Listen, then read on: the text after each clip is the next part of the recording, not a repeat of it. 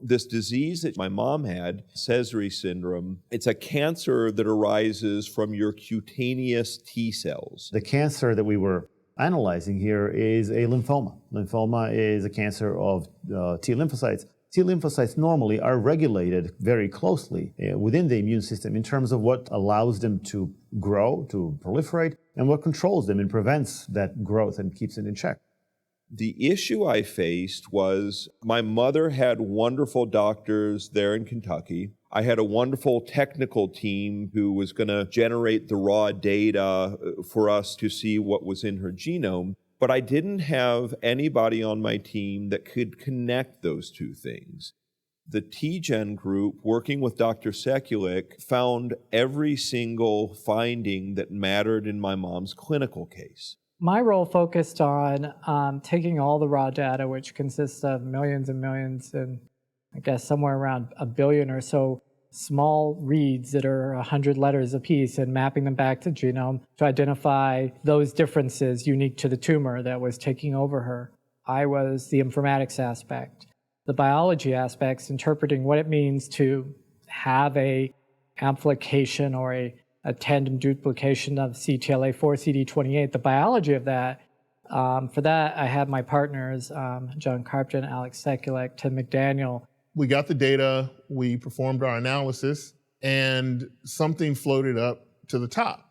There is a gene on chromosome 2 that controls the growth of T cells, and that gene was altered in the tumor.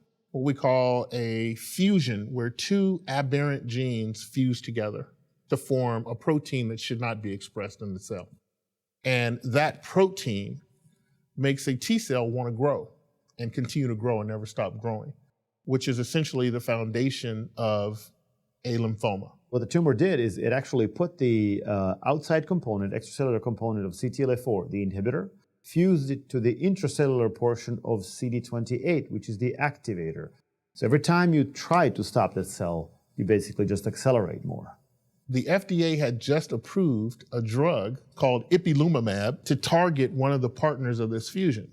That blocker now would block, we reasoned, not a true CTLA-4, but it's not blocking a brake, it's blocking a new driver. And as my mother stepped into Dr. Goman's office 1 week after her first infusion, he took one look at her and he could immediately see that something had changed.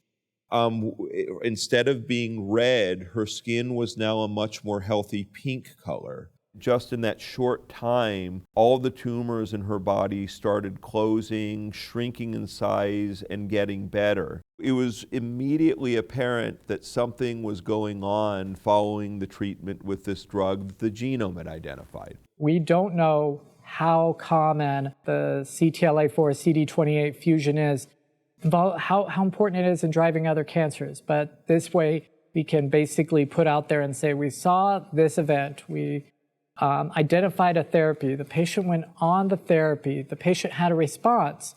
Those are all important things. The question is that seen elsewhere? Within about 2 months of that first infusion, the disease started coming back. And when it came back, it was fairly rapid.